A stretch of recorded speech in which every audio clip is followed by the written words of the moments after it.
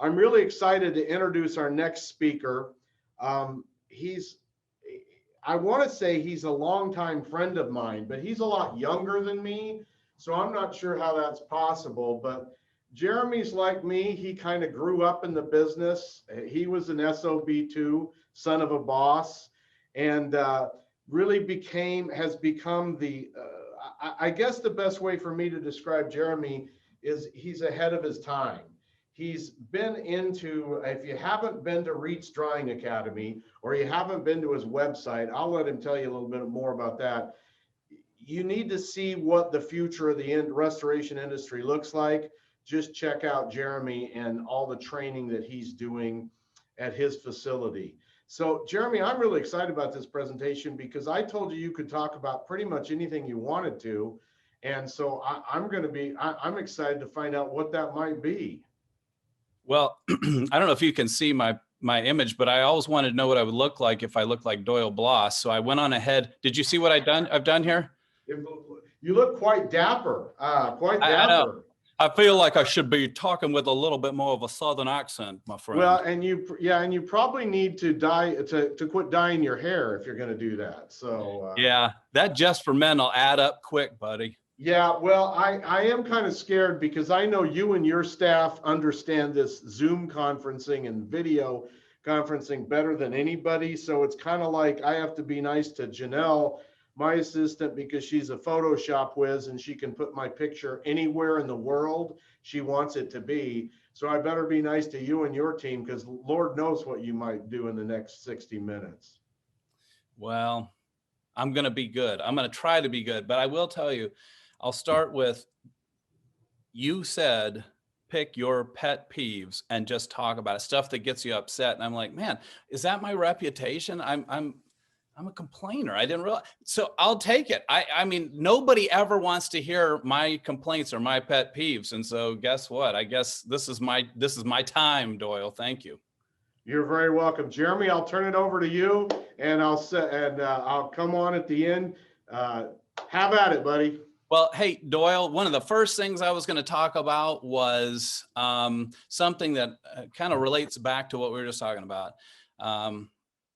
My first pet peeve that I want to talk about, and this will be the end of the gooey parts, I guess, but it is that the family feeling is fading in this industry. I grew up as a kid in the industry and met Doyle. I thought he was a lot older than me. I don't think he really is. I think he's only about 10 years older than me, but it seemed like a long, when you're 13 and 14, it seems like a lot.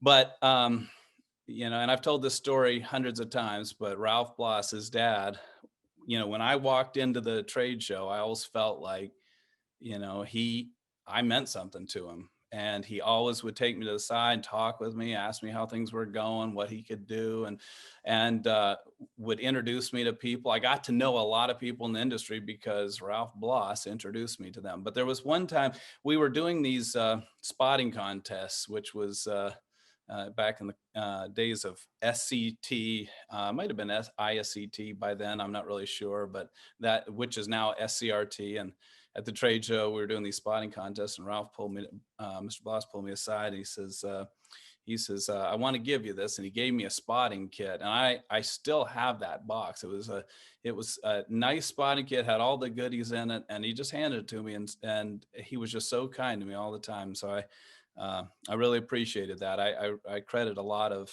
the reason why I stayed in this industry to how Mr. Bloss treated me when I was really nothing but a snot-nosed brat. So I appreciate that.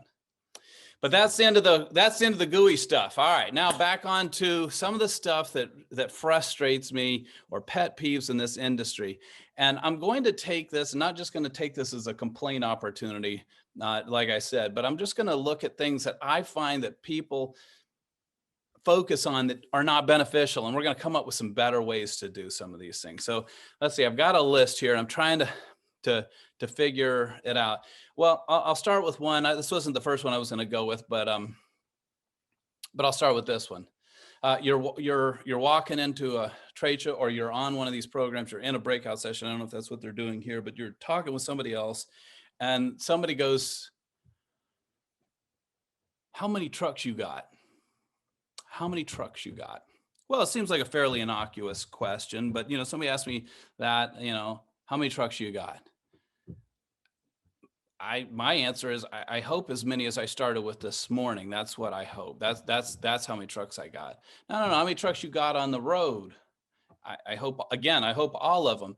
The problem with that question, the reason why that's a pet peeve for me is it's just a way of trying to size somebody else up. Well, who cares? I don't care if somebody wants to size me up. That doesn't bother me. It shouldn't bother you either.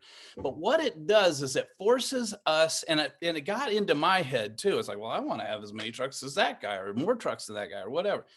It forces us into this thought process that growth is good for a business, or that growth is necessary to have success in a business. And it's that series of questions, that series of observations or critiques other people are making about us, or that you may be making about someone else by trying to go, how big is your company? Well, guess what? Just because a company is large does not mean that it's the kind of business that you want. Growth is not necessarily great. It also makes it seem like the owner operator is, I guess, in some way, it diminishes their value. It's like, well, you're an owner operator. Okay, well, I don't have time for you. Well, now that's not really fair. My dad was an owner operator for a number of years. He started his business in 1970, which we're still running today, 51 years later. It was he and my mom, and they built that company and did very well with it. And really, it kept their family life happy and took good care of us. I guess the reason why it's a pet peeve is I don't like people trying to make other people feel like they need to grow their businesses, because that's not necessarily a great thing. Do we want to be profitable? Yes. Can we talk about being profitable? Absolutely. But you can be profitable regardless of the size of your company. And just because somebody has 10 trucks, 50 trucks, 100 trucks doesn't mean they're making money. Just means they got a lot to do. And so again, we grew our business. It was a very large restoration company. At one point, we were at the point where we had 150 active jobs going at any given time. We had to be based on the number of people we had. And I hated it.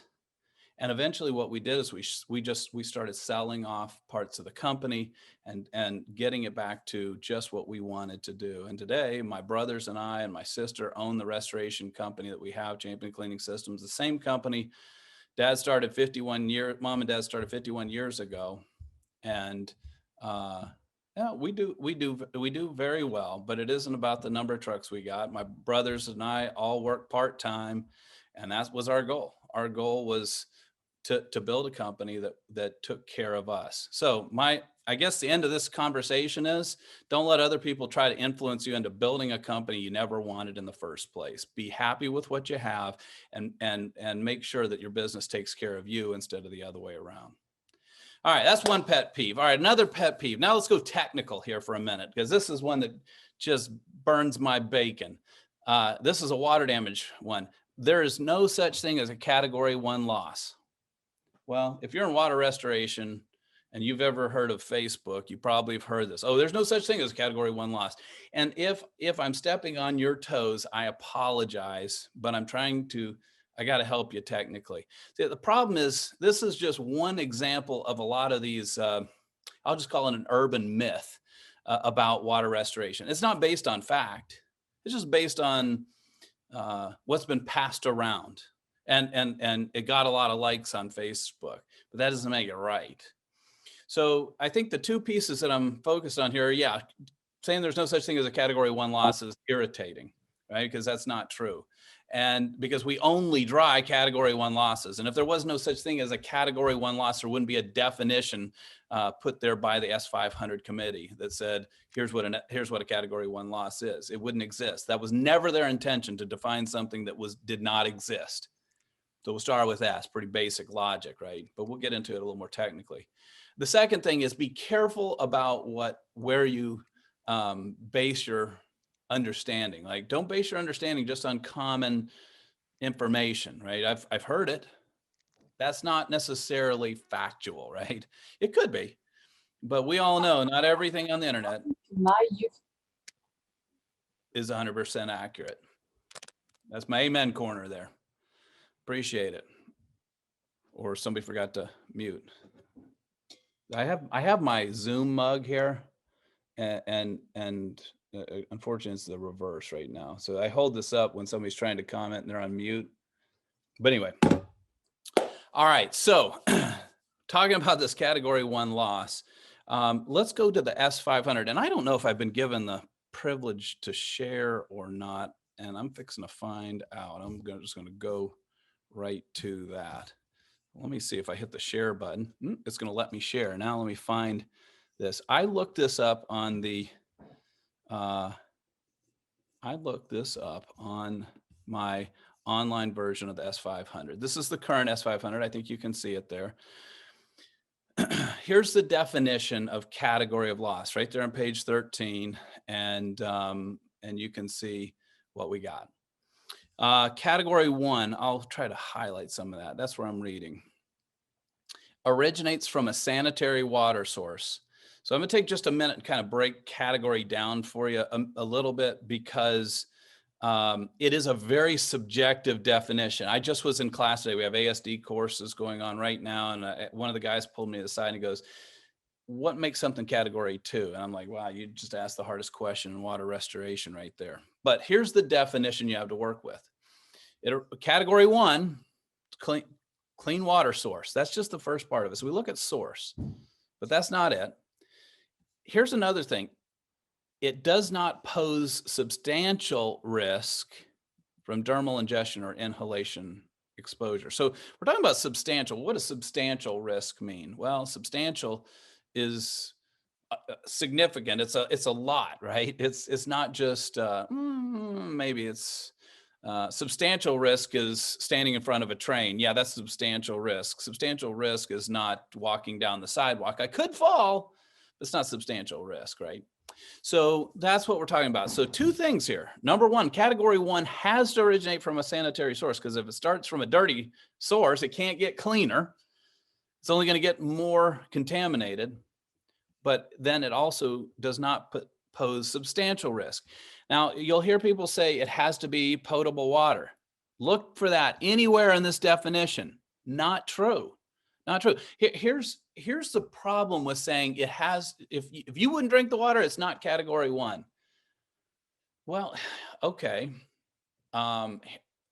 If you were to skip down to looking into remediation of category 2 and category 3, we have to remediate category 3 losses back to category 1 before we dry them. So that means if you're going to use this standard, which is not in the S500, of the water has to be potable, has to be drinkable, then that means I want you to take the worst, nastiest sewer loss been floating on this concrete or subfloor, and you clean it, do your best work, and then I'm going to pour water out and I'm going to let you slurp it off the concrete. I bet you're not going to be really excited about that, but yet you're presenting that as a category 1 water. It's not the standard of category 1. Category 1 is simply does not present substantial risk. And I give some examples here of what that is. Now, can category 1 become category 2? Yes, it absolutely can. Here's another mistake. People will say, well, once it touches building materials, any building materials, it's now category 2. That was a misapplication of language from 2006 that's gone, because yes, that is what it said, but it wasn't what they meant. And that was a problem for the S500 in 2006 with this touching building materials thing. Of course, it's touching building materials. That's why we're here, right? It's a water damage restoration of buildings. But category 1 water, it says that flows into an uncontaminated building. I'm going to highlight where I'm reading right here. I think you can see this. Does not constitute an immediate change in the category. See, they're correct in cleaning up that mess from 2006. That's not what we meant. It's what we said, but a little more careful in 2015 about this language here. Doesn't constitute an immediate change. So that means that if it's from if you've got a sanitary source, clean water source, the building has not contaminated it to what we would consider a significant degree, then we're still category 1. Then it says on the next one, water that flows into a contaminated building can constitute an immediate change in the category. So You know, again, be cautious here about just saying, well, every building is contaminated. Of course there's contaminants in every building. There's contaminants in this cup that I'm drinking coffee out of, but I'm still okay with that. It's not substantial risk. A substantial risk of me not drinking this coffee. I made a cup of coffee this morning and left for the class and left it on the table. I suffered all day trying to catch up because I did not. This is my first cup of coffee of the day, so don't give me a trouble about that. All right. Something that we could look at. So, you know, people say, well, how do I figure this out? Subjective, it's your decision, right? But one of the things that we could look at is that odors could indicate that category 1 water has deteriorated. So you come in and you smell a sour smell, any kind of a musty or a smell or whatnot, you know, you've probably got an indication that category or condition has changed, or both. So we've got that. Category 2 contains significant contamination. Here's my favorite part of the entire S500 right here. It includes punctured water beds. Wow. You know what? I'm guessing if there's still a water bed out there, it's probably category 3 water because it's been around a while. But this punctured water bed thing, I kind of makes me laugh. But anyway, that's another story. So category 2, significant contamination has the potential to cause discomfort or sickness if contacted or consumed by humans. Remember, if you go to the plumbing side of the world, they call it clean, gray, and black, right? We don't use clean, gray, and black as our definitions. We use 1, 2, and 3, and for good reason. But the category in both industries is somewhat similar. So even though I'm not trying to draw direct comparisons here, definitely if you get gray water into a building, that's going to be at least category 2 water, right? So if you have a washing machine where the drain line comes out or whatnot, or you got a dishwasher, the discharge that gets the building wet, you're category 2 water. But that's what we're looking for. And then it also down here, category 2 water can deteriorate to category 3. It's possible, absolutely, with time and temperature, conditions of the building, it can absolutely deteriorate to category 3. When? We don't know. That answer is not provided. Now, that's what brings me to my final point on this particular subject is I hear people say, oh, in 7 days, you go from clean to black. Really? Because it doesn't say that anywhere. Yeah, you know where that comes from? That comes from the last page of the S500 standard from 2006. There was a little box on the page that had this little graphic that was supposed to show that water over time deteriorates from one category to the next. And it did seem to indicate, I'll be honest with you, it did seem to indicate that in 7 days you went from clean to black. But it's not there anymore because it was misapplied. So it was not the intention of that graphic to say that water turned into black water within 7 days, or category 3 water. It showed it as being black. Category 3 water in 7 days, but that's what sort of was taken away from it. So what I want to leave with is read and understand these definitions of category. They are the only place you can find definition of category. It's a made up term that the S500 committee years ago developed, and it's fine. It works great, but it's the only place you can get the definition for these. Nowhere else. Don't look anywhere else, because this is where it originated from. You come back to these definitions to find the answers. All right, I'm done with that one. Let's talk about something else that frustrates me. There are no good workers out there. I'm gonna tell you what, there ain't nobody that wants to work out there. Just terrible. You can't find anybody that wants to work. Not true. Not true. Don't say that. You know, anytime you say there's no good workers out there, you know what? It's just, you know what that tells me when somebody says there's no good workers? It tells me you probably don't treat your people right. That's what it tells me. It tells me you're not a leader. Can it be difficult to find people? Yeah. If you wait till the last second, you're like, I got to have somebody tomorrow. You're not going to find them. No, you're not going to find somebody tomorrow. That was a mistake. See, I'm looking all the time, recruiting all the time, and I'm trying to find somebody who's already working. In most cases, if somebody's been out of work for 6 months, there's probably a reason in this economy, right? But there's a lot of good people that would like to make a change to a great company. I can't tell you that I don't know when I've felt a crunch to find somebody good. We have extremely low turnover in our restoration company. I hear people say, "Oh, you can't keep people. It's like a revolving door." That's not my experience. If you hire properly from the very beginning and you treat people well, they will stay. You know good people, you know good workers. They have great jobs. You may not be able to recruit them from where they're at, but they're good workers. There are great workers available. So don't ever say there are no good workers. You need to look back at yourself and go, what about why is it that nobody wants to work for me? Is it pay? Maybe. Is it the culture of my company? Very well could be. Is it the way that I treat people? Possibly. Is it that they see no opportunity there? It's possible. I don't know. Those are some of the reasons why people don't come to work at small businesses. And I'll hear people say, well, people just want to go where they can get great benefits. Well, I mean, some people do. To some people, benefits are very important, but we don't offer any great benefits, and we have extremely low turnover. I've got people that work for us. I've got one guy that's been with us for 22 years, and when he retires, he'll leave, but not before.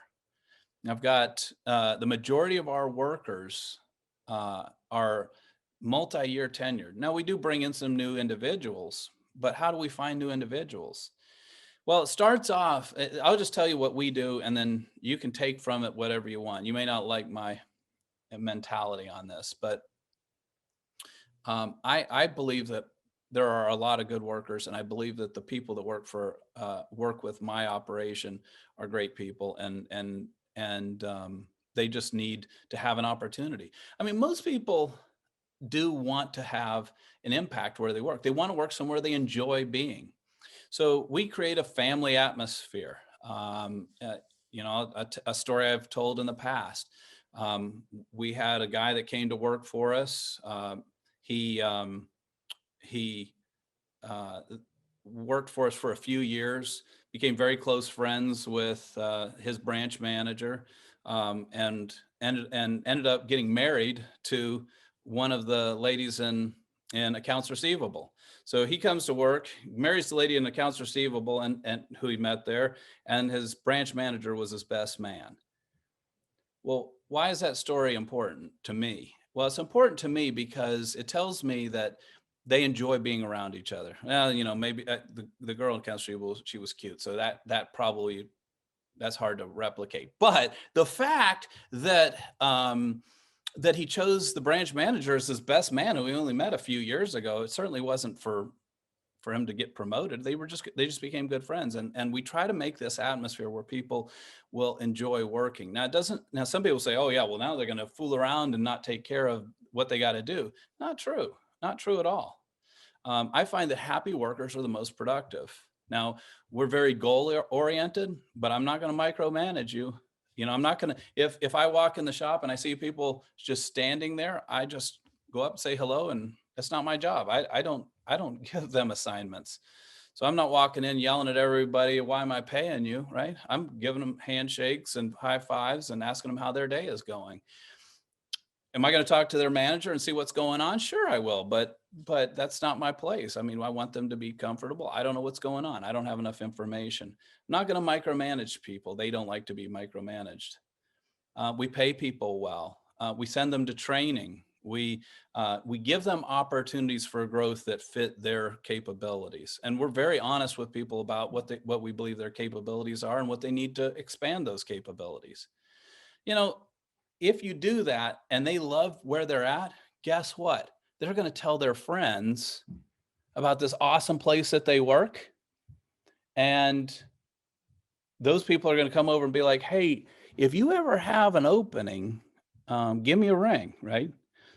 What's happening is we're using our employees to draw their friends whom they know are good workers to our company.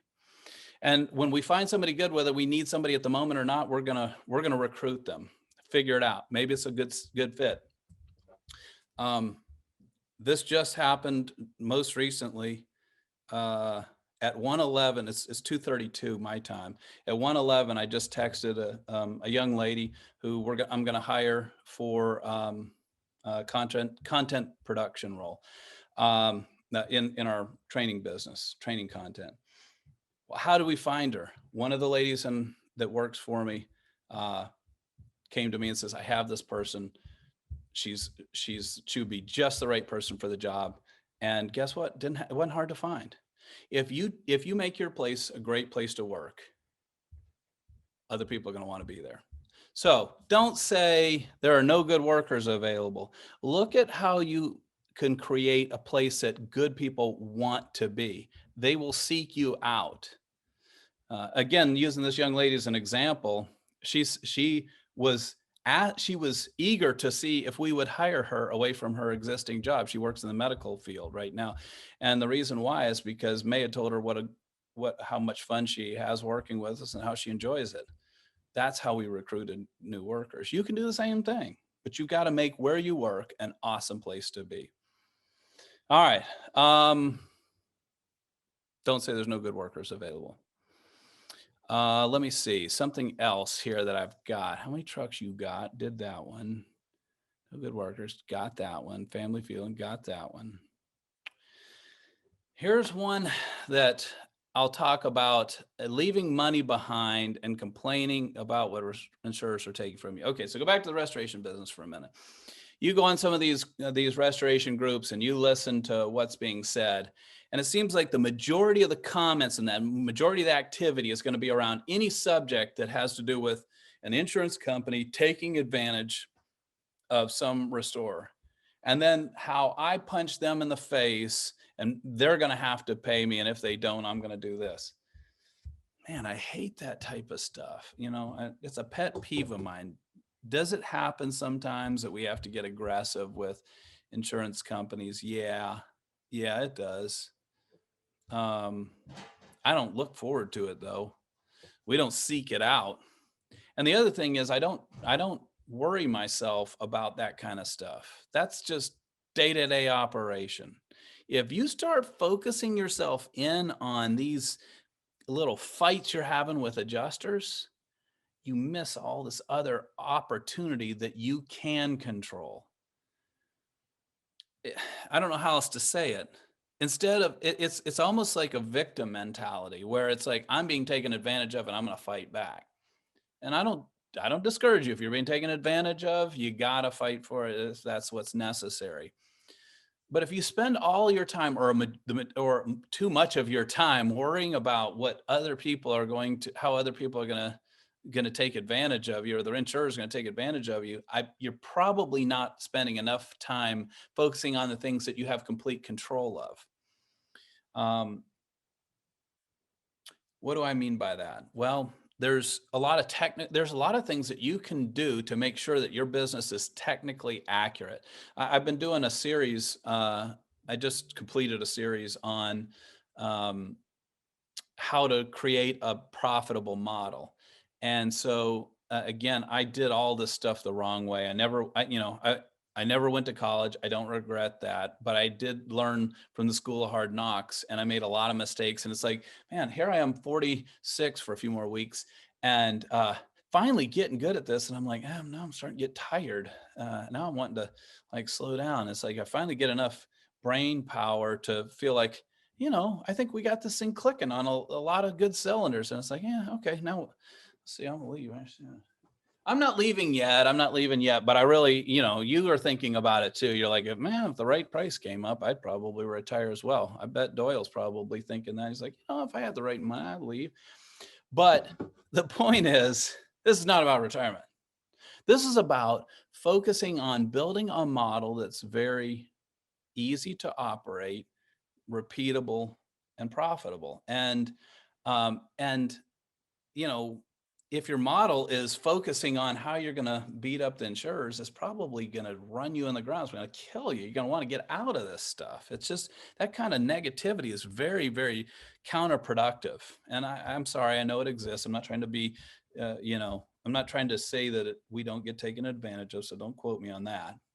But what I like to focus in on is the model of what we do, what we actually do, because I have found that when I started doing that, I found so much additional money that I wasn't bringing in that those fights with the adjusters didn't matter that much anymore. I mean, I was over there scrapping for a nickel when I had a dollar in the other hand. It's like, come on, man, just pay attention to what you can control. So focus on your model, whatever it is. If it's carpet cleaning, focus on it. Obviously, I'm kind of talking about restoration here because we're talking about insurance companies, but focus in on how you can make what you do better technically, easier to replicate. So as you bring people in, they can do exactly what you want in a profitable way. Make sure it's technically accurate and make sure that it's profitable. Think about how you could do this. We do it this way, but if we took this path, would that potentially be more profitable? It's amazing how you have the right to make all these decisions on a job, and you can control the profitability of the project dramatically just by making some small adjustments in the way that you approach things. And I'm not talking about stuff and estimates with stuff that shouldn't be there. I am not a, I hate dishonesty. I hate even the flavor of dishonesty. It has no place in business, but it exists, but it shouldn't be there. And that's not what I'm talking about. I'm talking about um, put down the saws and put down the knives. Stop cutting so much stuff out. Why? Well, it's not always the right answer. I find that if water damage technicians are let to do whatever they want to do, and they think in terms of we are a drying company and how do we dry better, what are they going to do? They're going to go, well, I should dry better if we cut all the baseboards out. It'd dry better if we cut all the drywall. I'd be dry better if we pulled all the insulation out. Well, now you've just wrecked the house. You just cut out everything that was wet. Anybody could have done that.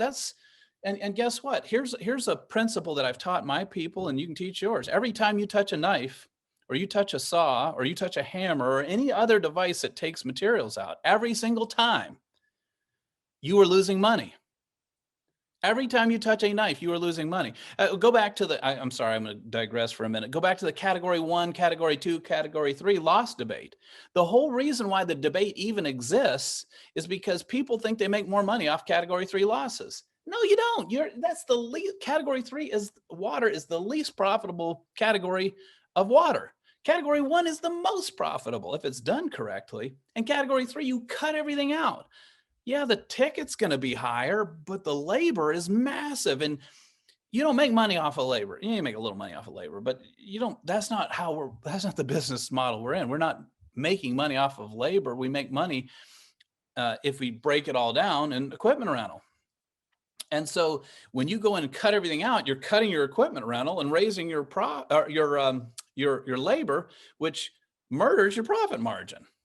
Stop touching knives. Go to school, buy different equipment, take in different processes, and go, listen, when we see on a category 1 loss, wet drywall, don't cut it out unless it's absolutely necessary. Why would we cut that out? Well, let's think about it. Because when you start working your way through that and creating these processes, and you think about strategy, my goodness, if we dry that drywall, we might get an extra day of drying. And you say, wow, what's an extra day of drying worth? I'd rather get the drywall payment. Well, it's cheaper for the insurance company for you to dry that out, pay you an extra day to dry that wall out than it is to cut it out. It's faster for the homeowner and it's more profitable for you. Just this one little change. 1 day of drying. Big difference. And it's so profitable. I'm going to show you a little spreadsheet in a minute because you're sitting there going, I'm not 100% sure about this. I have this sort of tongue in cheek, but not really. I'm being kind of honest on this. I tell our guys, we make our money off that one extra day of drying. The whole reason our business exists, the whole reason why you make a good living and we have nice things and we make a good profit is because of that one extra day of drying, and that's it. None of the rest of the stuff. We ain't making no money off of any of that other stuff. I try to drill that into their heads. It's when we go in, and it's not that we're trying to add a day of drying. It's when we save materials, when we save things, when we mitigate instead of demolish. That's what we get paid for. We are in the mitigation industry, not the drying business. Stop saying you're in the drying business. You're not. Not in the drying business. Even Reets Drying Academy, it was a stupid name. Yeah, I said it. It's not Reets Drying Academy. I was wrong. It's really, we're teaching people how to mitigate water losses, right? Drying is only one thing we do. We also do decontamination processes. We also do demo. We also move contents. What about all that other stuff? We do all that stuff, right? It's not just drying. Drying is just one piece of what we do. So stop focusing on drying and focus on how could we get this thing back in order and have it be the lowest scope, especially regards to reconstruction, lowest cost, fastest getting people back into this building. If you do that, you will find that it means that there's more work for you, and you're going to find that there is more profit in that because you're not doing as much labor, and you're getting more equipment rental, and everybody's happier. You know, I'm not saying that insurance companies will never push back on you, because they will, but that's okay. I'm doing the right thing here for you. Just that one little shift, can make a huge difference. I'm going to show you. I told you I would show you some numbers. I'm a numbers guy. I love numbers. I love to run my mouth, in case you didn't know, but that's a different story. I also love numbers. That's my, I say Sudoku, my Sudoku puzzle, like when you go to bed and you're playing Sudoku or some other game on your device, well, I get out Excel and I play on Excel. I love playing with numbers. So I'm going to show you something. We're going to play with numbers for a minute. I think you can see this. And so I call this the effect of profitable activities. This is why I want you to focus on this. Yes, you have to find ways to work with insurance companies, but stop focusing on that. Stop focusing on those fights and start focusing on what activities in your organization generate a profit for you, because you can control that. So here's a couple of examples. So I use these three things up here at the top when I teach about profitable activities. It's something I made up. I realized a number of years ago that it wasn't everything, that we couldn't focus on everything in our operation, but if we could focus on a couple of activities that we do, that we know when we do these activities correctly, I guarantee that I'm going to increase my profitability, and I'm not hurting anybody else. I'm doing it right? So I'm going to give you three different things here that are doing it right, following the standard, improving your delivery, not in some way, in some scammy way, stuff and estimates. Don't do that. But in some proper way, you're improving it. All right, so let's do this. Let's start with what I think is probably one of the number one problems in our industry, is that we don't calculate air movers, or we don't calculate them consistently. Now, before you say, oh yeah, well, we do it. In fact, we have this software that does it for us. Well, before you are so certain on that, I will tell you that most of the software out there is scamming you. It calculates the air movers, and you always are going to get shorted. So be careful about using all the software. I would never. I'm going to stop short right there. I do my own calculations. I have a spreadsheet. I teach all my guys how to calculate, and they understand it. So calculate your own stuff and be careful about just using some software. I find, as I review estimates, and I review a lot of estimates, we have an estimating and negotiating course. As I review estimates, I find that as restoration contractors, we're leaving somewhere between 20 and 30% of the air movers that should be on that water loss. We're leaving them out. because we're not calculating. The standard S500 standard gives us the direction. They tells us what the formula is: 1 per room, 1 per 50 to 70 square feet of effective floor space, 1 per 100 to 150 feet of upper wall and ceiling surface that's effective, 1 for each inset and offset greater than 18 inches. It gives us the answers. So it's easy to calculate, but I find that we're leaving 20 to 30% off on those estimates that are out there. So let's just say that an average loss of 10 air movers per job, just an average. We're just coming up with some numbers just for the sake of conversation. I'm not making any rules. I'm not giving you any standards to follow. We're making some assumptions here. So don't take those assumptions in the wrong direction. I'm coming up with a category 1 loss where we have $800 worth of labor related items that we've billed for, $3,600 in equipment drying, which is we're assuming 4 days of drying in this particular scenario. Again, please don't assume anything by any of this that I'm telling you how it's supposed to look. Average price of $4,400. I think that's low for most places. It depends on where in the country you're at. It could be a little low, it could be a little high. But for the United States, it's a little low in my opinion, but it's an assumption, right? So up here in these top boxes, I'm giving you this. This is kind of like our job that we're going to work from. These next 3 lines, this is if we make adjustments, what that new job would look like. The same exact job, we make these few adjustments, what would it look like? And then we're going to extrapolate the numbers out, because here's the thing.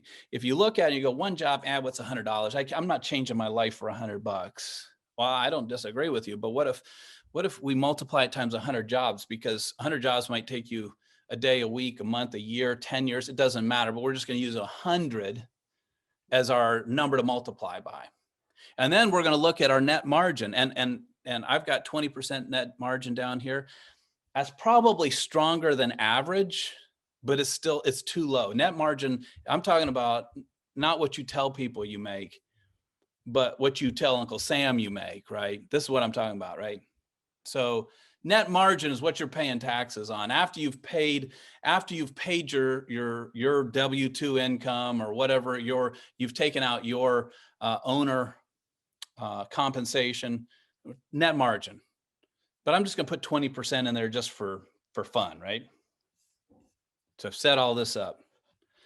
Let's say that we're on this 10 air mover job, we're missing 2 air movers per job. And we start calculating air movers, and all of a sudden we're like, man, we're missing 20% of our air movers, 2 air movers on each job times 100 jobs down here. What difference would that make? Well, if we just get those 2 extra air movers on these jobs, it results in a $240 a job increase. It's like, wow, that's over 100 jobs. That's 24,000. Wait, that's a big number. Wait, just 2 air movers? Just calculating air move, $24,000. Yeah, guess what? But here's what's interesting about it. I like to work it from the other direction. If I don't change anything, I got to do 27 more jobs and $120,000 worth of revenue to get that $24,000 at a 20% net margin. I'm working the numbers backwards. If you don't make this change, you have to do 27 for every 100 jobs you do. You got to do 27 more jobs to make the profit, because you're making it at a 20% net margin. You see, we need to make these adjustments, because if I put 2 air movers on there, what does it cost me to put the 2 air movers that the standard told me to put on there? It doesn't cost me anything. I mean, my guys are going to walk them in there and put them in there, but I got them on the truck.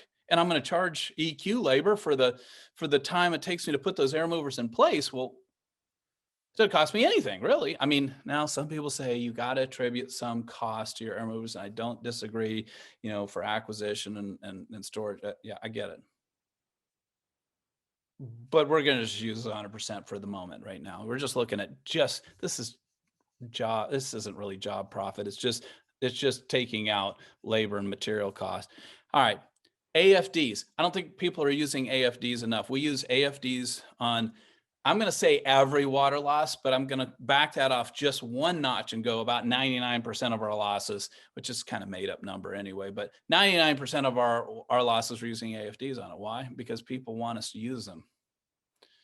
And we teach this in class, why AFDs should be used, and you get paid for, you should be getting paid for them on every loss. But I'll digress from that for a minute, because that's not what we're talking about. Let's just say you're missing one AFD per loss over 100 losses. What difference does that make? What's difference does one AFD make?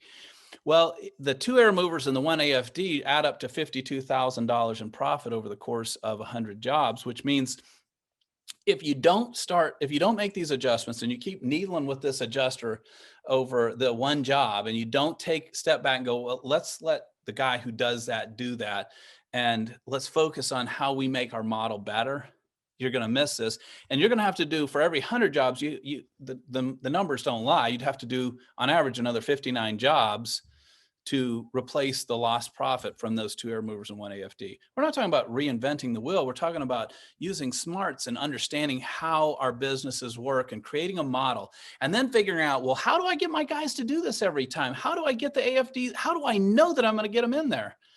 Well, there's a lot of creative ways to make sure that stuff gets done, but I like positive reinforcement as opposed to, getting behind people and trying to beat them into submission. That doesn't work.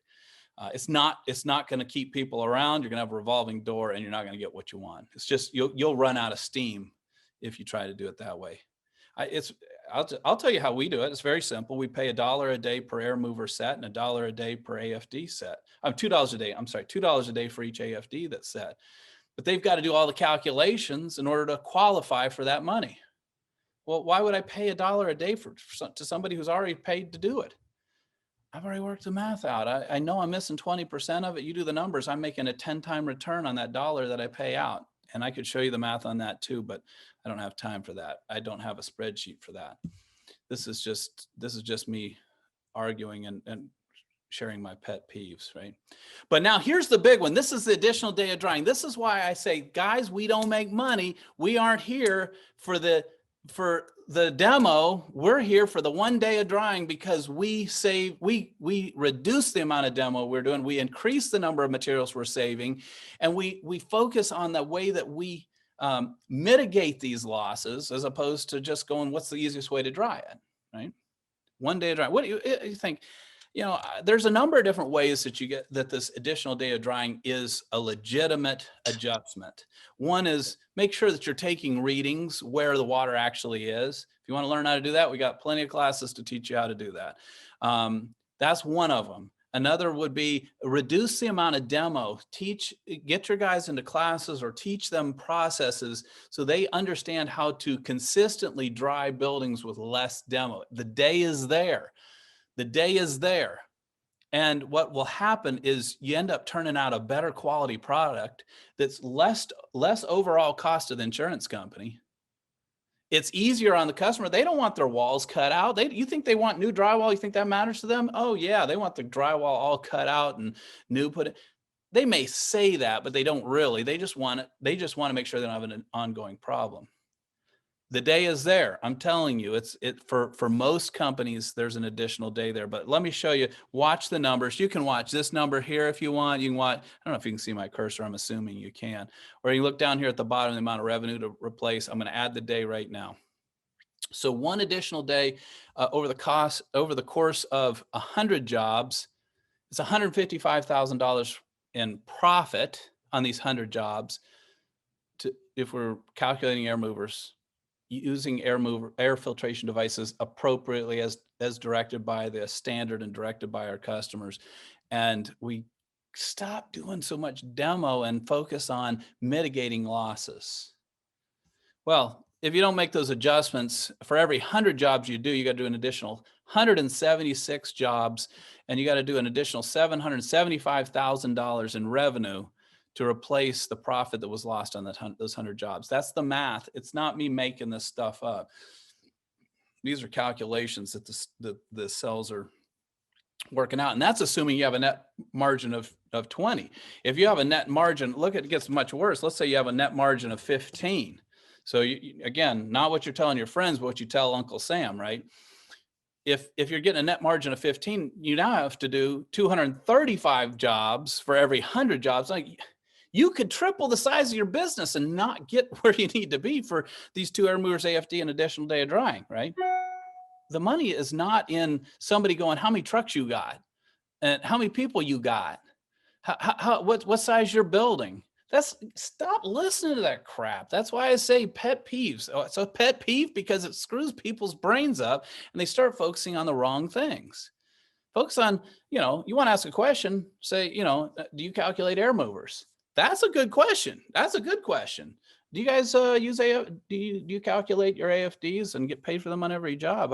How are you doing that? What is your presentation? Why do you think it's the right thing? What is it doing for your customers? You see, that's a good question. How many trucks you got? Nah, I ain't answering that. It's a bad question. People will tell you, we started our class, I was like, oh, there's no such thing as a stupid question. Oh yeah, there is. Those people are liars. There's a lot of stupid questions. We all know there's a lot of stupid questions. That's a stupid question. How many trucks you got? All right, 235 jobs would be needed to replace for every 100 jobs if you don't do these little things. I think that's a pretty big deal. I think that's focusing on the right thing. I'm done with that. All right. So, 2 more pet peeves. I got to cover them pretty quick. I only got 12 minutes left. There's one I'm still trying to decide whether I really want to bring it up because it's just a personal thing, but I guess that is what a pet peeve is a personal thing. I'll tell you what both of them are, and then I'll pick the one I want to go. The one pet peeve is everybody now is a consultant. Everybody out there is a consultant now. That's one of them. And oh yes, thank you, Janelle. Air filtration devices, what an AFD is. I apologize. Thank you for clarification. Janelle, I did not know you would know that answer. That is excellent. See, that is phenomenal. All right, working too much is the other one. I hate it when I hear people say they work 60, 70 hours a week. I think that's sad. And again, I'm sorry I'm stepping on toes, but that's what a pet peeve is. I hate to hear the word hustle. I hate the word hustle. I like the idea of hustle, but what's the way that it's used? It's like hustle means if you're not working 80 hours a week, you're a loser, and that's wrong. I can tell you. Well, anyway, I told you I'd pick which one I wanted. I think I'm going to go with working too much because I think it's more important. I think you're working too much. I don't know that, but I think that. I just think as an industry, and not even as an industry, but just in the small business world, people just work too much. And a lot of people be like, oh, brother, here we go. Now, you know what? I've been working in restoration I did my first water damage December 24th, 1988. That was the first time I did a water damage. 1990, I started working full time. I was working way too much from about 1996. By 96, it was like I was on fire. I couldn't stop working. I was working all the time. And then I had my first child. He was born in 2002, and I was working like an absolute maniac. And I'm a workaholic. I know it. I work too much, and yet that is often. It's like that's glorified. Man, you work so much. It's like I'm bragging about working so much. I realized I'm getting old, and I'm looking at all my friends who just work somewhere else, or like they're going to play golf and playing cards and going on vacation. I'm like, dude, I got no time for that. But what am I doing? That doesn't make any sense, right? I think we all have to step back, and I know we all say it, but we all have to step back and go, probably working too much, and I think what made me reevaluate this, and again, I told you I wasn't going to get gooey, and I hope I don't, but this is something I feel strongly about. You look at an elderly person sitting in McDonald's. I'll just take that. You've seen that, an elderly person sitting in McDonald's, and they're sitting by themselves enjoying a biscuit and a coffee. Do you think they're going, daggum, I wish I had a new Cadillac? Do you think do you think they're going, you know what I wish I had done? I wish I had a bigger house. No, they're going, I need a smaller house. I wish I had more people around. It's time we can never get back. So just find a way to let your business work for you. Find ways to not work so much. And a lot of it has to do with trusting other people, training other people, making things as simple as you possibly can. Stop being a perfectionist. You're not perfect, and neither is anybody else. So expecting other people to be perfectionists and do it exactly like I would have done it, that's not way. And let me tell you why you would never want to do it that way, because that's not the way I like to do it. You know what? That's the worst idea. That's the worst reason I've ever heard for not doing something a certain way. I'll look, I even have to be careful because I'll see my kids, my boys, the oldest is now 18 and the youngest 15. They're doing something and it's like, I'd never do it that way. That's the hardest way. I've had to learn to shut my mouth, let him do it. And not because he's going to get hurt in any way, but it's not the exact right way. It's a long way around doing it. And then, if he wants some suggestions, he'll come to me, but I'm glad to share, but stop short of criticizing people for doing things differently than you would do. Because you know what, here's what I find happens a lot of times. And I'm telling you this from personal experience. Here's what I would do. I'd bring somebody in because I had too much stuff to do. I'd hire a new manager for a new section. Why I was hiring a manager for something? It's because I couldn't keep my hands off of it. I kept getting involved in stuff I had no business being involved in. And then I'm over here working. Oh, and then I made commitments over here, and then I'm making commitments over there. And I got no time. It's 11 o'clock at night and I'm still working, right? So teach people what the desired result is, and let them produce that desired result. Don't tell them how to get to that necessarily. I mean, some within reason, obviously, but sometimes we're our own worst enemy in some of these areas. Figure out what you really want somebody to accomplish, what that role should accomplish. Give them a goal. Answer every question they may have. And when they're doing stuff and it's not exactly the way you do it, you might learn something. So I think that's all my pet peeves. Other than that, I'm done. I think I wore myself out. All right. Hope you enjoyed it. And I'm sorry for a couple of the pieces where I got a little gooey there, but I hope that my pet peeves will in some way be beneficial. Jeremy, that was that was outstanding. You should see some of the text messages I'm getting. Well, maybe I shouldn't see them. Pretty astonishing.